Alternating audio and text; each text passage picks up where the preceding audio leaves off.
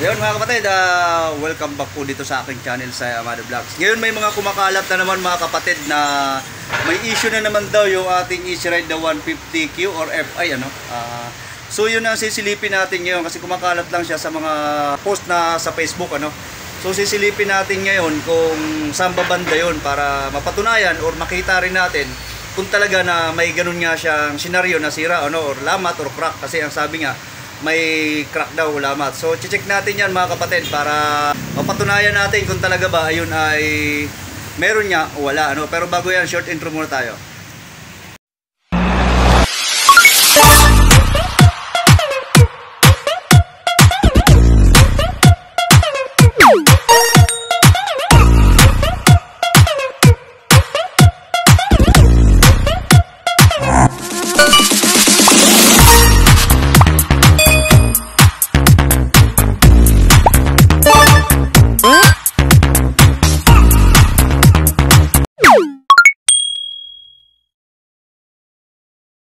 Yun mga kapatid, bago nga tayo pumunta doon sa unit na titingnan din natin kung may talagang may lamat niya, yung sinasabi na doon sa may crankcase sa ilalim ng drain ng ating langis sa salinan. So bago tayo pumunta doon, bago ko ipakita sa inyo yun, shoutout po muna tayo dyan kay Boys Jaa, ayan, sa kanya mga muffler. Kung gusto nyo po ng magandang design, eleganting design na mga natin, mga muffler sa ating Easy Ride na 150N, 150Q, 150FI, yan, kay Boys Jaa yan. Ayan po ay available sa kanya. Message nyo lang po si Coach Jaa. At syempre po sa ating power tuner pots. Ayan. Sa mga gusto pong mag-avail, available po ito sa akin ngayon mga kapatid. At ang price po, ipipigay ko na lang din po sa inyo kung sakali na kayo po ang mag-order. Kung halimbawa man. Ito po ay mayroon version 2 at ito po ay mayroon version 1. Ang ating version 1 ay available din po at ang ating version 2 ay available din po. At pag bumili po kayo nito, bibigyan ko rin po kayo ng isang libre na para po sa ating cellphone panlagay para po basahan yon, para luminaw yung ating camera ng ating cellphone. So yun, hindi nga rin po ako makapaniwala na lumilinaw talaga ang ating camera ng cellphone dahil doon sa patch may kakabit lang natin doon sa ating likod ng ating cellphone. Papakita ko sa inyo kung paano yun, ganito sa cellphone ko. So ito yun mga kapatid, ayan, inakakabit na yan, bali dalawa. So, ayan din po ay gawa rin po ng power pots, power tuner pots. So, rin po yan, pampalinaw ng ating mga camera, para kung halimbawa na tayo ay magkukuha ng picture, is makikita o malinaw ang pagkakakuha. Ayun, yung puntahan po natin yung motor mga kapatid, silipin na po natin kung talagang totoo na meron nga siya talagang lamat or crack. Kung talaga ba ito ay issue o hindi. Tingnan natin kung magiging issue nga siya. Okay, ayan, puntahan natin. Hindi po ito, nakababa po ang makina niyan, top overall yan. So ito, titingnan natin mga kapatid, ang ating Easy Ride the 150Q. Ayan, Easy Ride the 150Q. Ayan ang kanyang, iyan ko muna sa inyo ang presyo, SRP 68,000, tapos ang down payment 11,000, at ang kanyang 3 years ay 3,486. May rebate pa po na 400, so 3,086 lang. So ayan, puntahan na po natin itong sinasabing issue nga ng Easy Ride the 150Q or 150FI. So may nakapansin lang din po kasi daw nito na kapatid din natin ng mga riders. So titingnan niya natin kung talagang siya ay may crack. I-zoom natin mga kapatid. Ayan. Ayun, mayroon to Pero hindi siya totally talaga mga kapatid na crack Ayan. Hindi parang rin siya. Kung mapapansin din naman natin, siya ng kuko, So, parang nahihipo talaga. Ayan, so, marumi yung kuko ko, pasensya na kayo at may ginagawa kasi ako, kaya may rin siya. May kaunting grasa. So, kung mapapansin nyo, ayan, para siyang may biyak nga, Ayan, so, ayan ang pinag-aalala ngayon ng ating mga kapatid na gumagamit ng Easy Ride na 150Q kung halimbawa man na ito nga ay may sira pero check natin sa iba rito sa kanyang paligid, so wala naman tayong ibang nakikita maliban dun sa ito nga dito sa taas.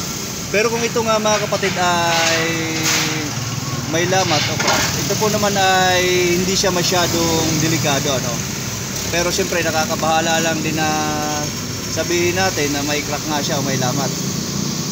Kasi syempre cover siya ng engine. May tendency na maglilik kung halimbawa na nandito na sa part na to Pero dahil siya nandito siya sa part na to is wala naman kasi ang likod nito mga kapatid ay tornilyo na. Ayan, dyan. So malayo pa sa kumbaga sa mga kwentong bayan, malayo pa sa tiyan, no? Hindi pa talaga tatagas. Kasi yan ay part lang naman siya rito ng kinakapitan ng ating swing arm. Itong tornilyo na to. So hindi siya mga kapatid. At saka kung ito man ay tagos halimbawa sa loob is automatic po yan na maglilik ang kanyang engine oil, kasi bakit? Dahil unang-una may pressure po ang ating engine. So yun, napatunayan natin mayroon niya pero hindi siya ganun kalala talaga na talagang matindihan tama, malalim. Pero ganun pa man is dapat makita natin ng iba na makita. Pero sa ngayon nag-check din ako sa ibang motor kasi mga kapatid. Tinignan ko rin yung ibang unit naman is wala naman silang ganun. Punta natin yung isa doon na 150 na Kirin. So ito halos wala naman din siya. So yung isa lang na yun kasi nakitaan natin. Ayan. Kung mapapansin nyo, ayan, diba? Zoom natin. Ayan. Meron siya pero yung mga lang kasi yan mga kapatid, yung mga tawag dito yung sa moldy na lang yan, sa moldy ng paggawa. Pero hindi naman siya talaga totally nabiyak. Ayan. Kung mapapansin nyo, hindi siya talaga totally na crack. Tapos kung babaklasin natin to, halimbawa itong gilid, kung ito yung babaklasin natin ng swing arm, is may kita rin natin na wala naman talagang tama rin dito sa gilid. So ipapakita ko rin sa inyo mga kapatid, pupunta tayo dun sa likod. May ipapakita rin ako sa inyong unit na kasi may binaklas ako doon. Titingnan natin kung may tama rin siya, kasi yung FI. Yan. Ayan mga kapatid, andito na tayo sa loob. Itong FI na to na binaklas ko, kung familiar kayo o lagi kayo nanonood sa akin, ito po yung pinalitan ko ng shock pang likod. Tapos yung mags kasi niyan, kaya nakabaklas siya ngayon dahil pinapinturahan po, Ayan, kaya baklas. So ngayon makikita na rin natin kung talaga ba na may lamat o wala rito, Kasi ito mas maganda, nakabaklas. So ayan, tingnan natin. Okay. Lagyan natin ng yung camera natin ng ilaw. Teka lang. So ayan, malinaw na mga kapatid. Okay. So may nakikita ba tayong lamat diyan?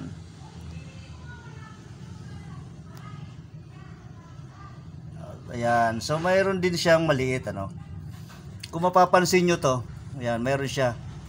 Pero hindi siya tagos talaga totally rito, So lang siya mga kapatid, hindi talaga siya totally na as in talaga masasabi natin na crack talaga or may tama, sabihin natin nandito lang siya sa labas, wala talaga sa pangloob o hanggang sa likod.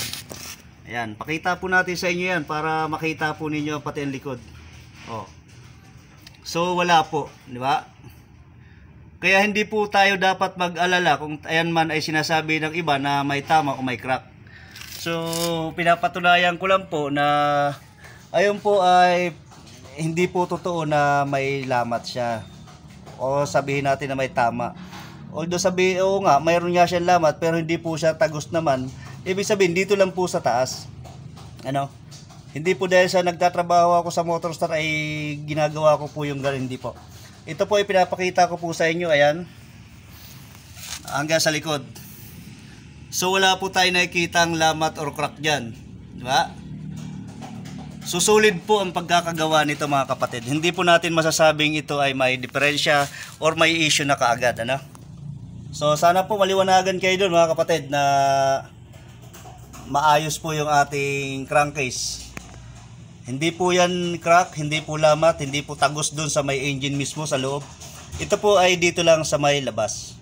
Makapal po yan mga kapatid. Kung ayan ay may lamat, sa kapal po nito, halos nasa 1 inch. Ayan. Nasa 1 inch po ang kapal niya. Pati itong taas na to. So kung magkakalamat, hindi po pwedeng ganoon mangyayari, ano? Kasi ang lapad nito. So sa labas lang po. Sana na liwanagan po yung lahat ng mga kapatid natin na nangangamba doon sa lamat na yan, ano? Okay. Ayan, sakto lang, tamang-tama lang na lumabas din yung ganung usapin na mayroon tayong baklas, ano? At least may naipakita tayo sa inyo na hindi po totoo yung mga kumakalat na chismis na mayroon po siyang issue na naman ng ating Easy Ride na 150Q o kaya 150 Fi. Kasi po ito ay 150 Fi. So yun, nakita po natin yung nasa labas, mayroon niya, pero kagaya nga nito, ipinakita ko sa inyo, kapal to mga kapatid. Kung ito magkakalamat o magkakakrack, grabe ang laki ng ano nito, sulit to, sambuo. To. Yan. Naliwanagan po sana kayo mga kapatid. Ayan mga kapatid, ano, sana malinaw po tayo doon na yun po ay sabihin natin sa muldi lang po yun. Hindi po kasi sasabihin natin na ang muldi is 100% na medyo maganda ang pagkakagawa niya. Ano, nagkakaroon po yan ng mga watermark na tawag o mga guhit-guhit na sinasabi, pero yun po ay hindi po talaga tagos. So yun, naliwanagan po tayo doon. Maraming salamat po muli sa inyo mga kapatid, at doon po sa aking mga na shoutout sa inyo. Yan, kay Kuya Jaa, at siyempre sa ating power tuner pots. Ayan, kung sino pong gustong mag-avail nun, available po sa akin.